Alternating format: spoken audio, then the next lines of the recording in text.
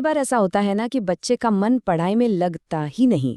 पढ़ाई का नाम सुनते ही वो दूर भागने लगता है। ये एक बहुत ही आम परेशानी है और यकीन मानिए कई माता-पिता इससे जूझते हैं।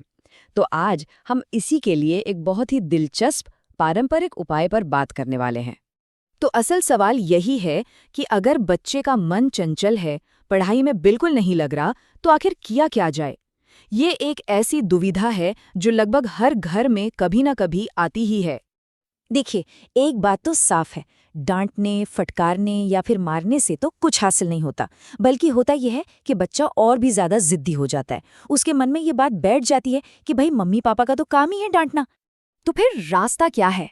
डांट फटकार को अगर हटा दें तो उसकी जगह एक बहुत ही सरल, बहुत ही शांतिपूर्ण उपाय है जिसे आजमाया जा सकता है। ये एक छोटा सा प्रयोग है और इसकी सबसे अच्छी बात यह है कि इसमें कोई टकराव नहीं है, सिर्फ सकारात्मकता है। तो चलिए सीधे इस उपाय की विधि पर आते हैं। करना क्या है वो समझते हैं। अच्छा, तो ये विधि बहुत ही सीधी सादी है। करना बस इतना है कि अशोक के पेड़ के 3 पत्ते लेने हैं। इन पत्तों से एक छोटा सा बंधनवार, मतलब दरवाजे पर टांगने के लिए एक तोरण जैसा बना लेना है। फिर गुरुवार के दिन इसे बच्चे के कमरे के दरवाजे की चौखट पर बांध देना है। लेकिन हाँ, एक चीज सबसे जरूरी है, वो है संकल्प। जब आप इसे बांध रहे हो तो पूरे मन से ये प्रार्थना करें, ये संकल्प लें कि बच्चे का मन पढ़ाई में लगे। असल में यही जो पॉजिटिव एनर्जी है ना, वही इस पूरे उपाय की नींव है। अब इस उपाय को करना कैसे है ये तो समझ लिया, लेकिन इसे कब और कितने समय तक करना है ये भी उतना ही जरूरी है। तो चलिए इसके टाइम टेबल को भी ठीक से समझ लेते हैं। एक बात का ध्यान रखना है कि ये कोई एक दिन का उपाय नहीं है। अगर इसका पूरा फायदा चाहिए तो इसे कुल मिलाकर 9 गुरुवार तक करना पड़ेगा। तो हाँ, इसमें थोड़ा धैर्य और रेगुलरिटी तो चाहिए होगी। अब इसे करने का एक खास पैटर्न है, जरा उसे ध्यान से समझिए। आपको करना यह है कि लगातार 3 गुरुवार तक ये उपाय करना है। मतलब हर थर्सडे एक नया बंदरमार लगाना है। 3 गुरुवार के बाद जो चौथा गुरुवार आएगा उस दिन कुछ नहीं करना।